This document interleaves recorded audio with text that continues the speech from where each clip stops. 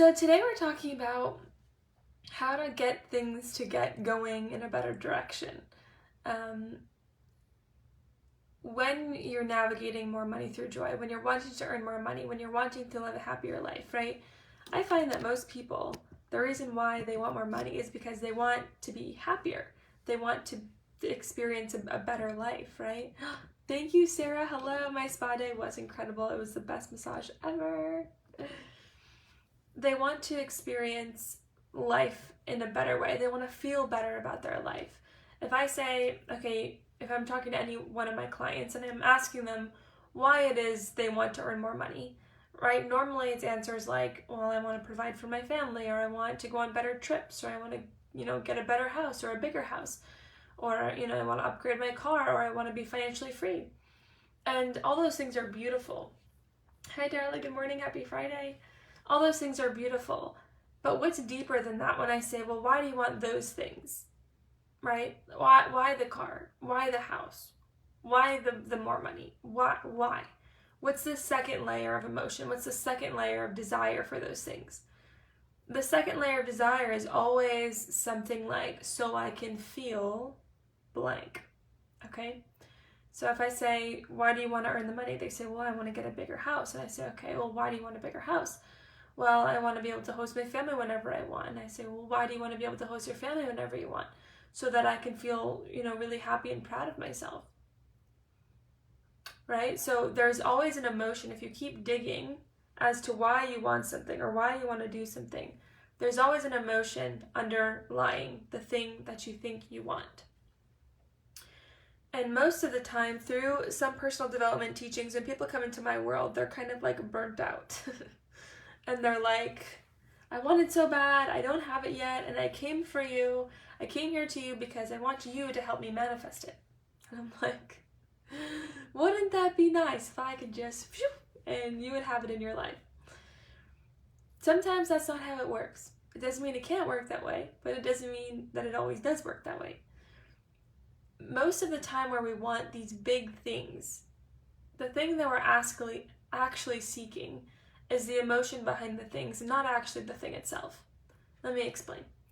When I set my first goal when I was 21 to get my first Range Rover, it was my dream car at the time. I really wanted the brand new white Range Rover Velar. The Velar had just come out and I thought it was like the coolest looking car ever. And I really wanted it. And I set the goal to get it. And I started, doing all the things that I teach my clients to do to manifest something and to call it into their lives. And when I got the car 6 months later, and I looked back, it wasn't the car that I was the most excited about. It wasn't the car that I was the most intrigued about.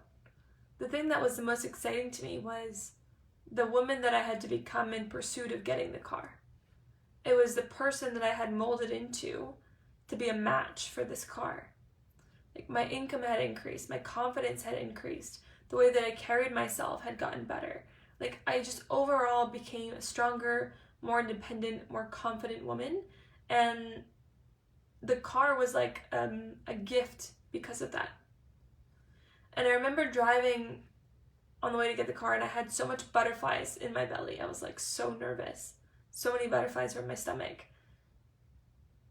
And I remember thinking, like, I don't even need this car. I don't even need it to validate me anymore.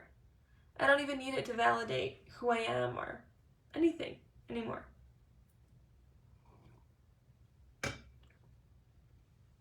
And so it was this understanding of, okay, I didn't go after the car because I just wanted the car.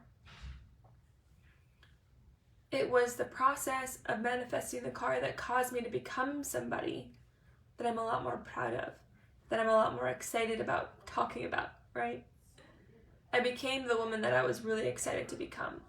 And after that experience, I learned that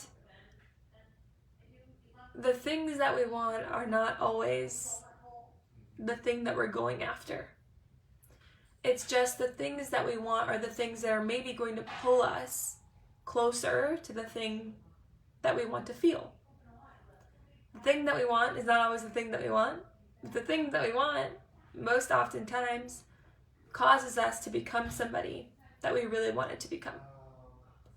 So whatever it is that you're going after, whatever it is that you're striving for, right? Whether it be money or business or clients or a relationship, right? I have a lot of people in my world wanting to manifest their soulmate.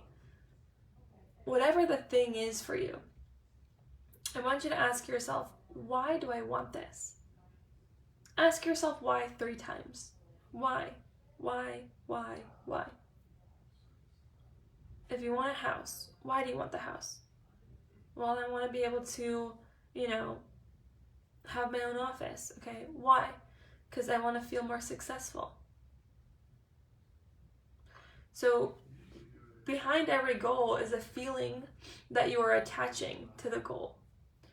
And if you want to start feeling better about where you're going and you want to start feeling better about what you're manifesting in the journey, then you'll look at those feelings and you'll start to feel those feelings now versus waiting for the thing to show up to feel them.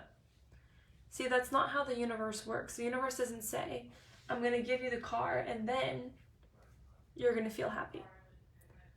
It's not how the universe works. The universe says, feel happy now, feel successful now, become a match for the car now, and then I will give you it. And that's why when I was going to actually pick up my car, I didn't feel like I needed it anymore. Because I had already embodied the feelings that the car was going to bring me.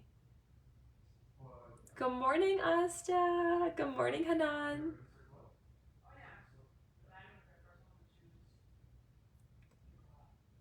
So, the chase isn't for the thing. It's for the emotion that you think you're going to feel when you get the thing.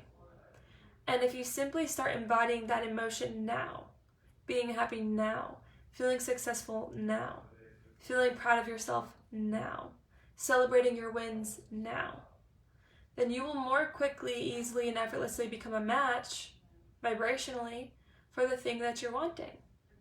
And I promise you, before you go and open the door to your new house, before you go and drive off the lot with your brand new car, you're going to stop and say, I don't even need this anymore.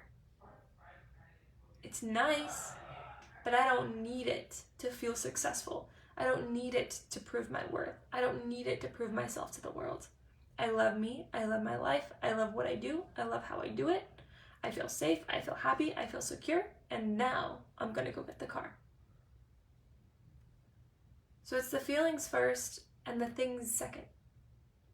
So your takeaway for today, I want it to be, if you're in a place where you're reaching really hard for something and you're in a place where you're like, why isn't it here yet?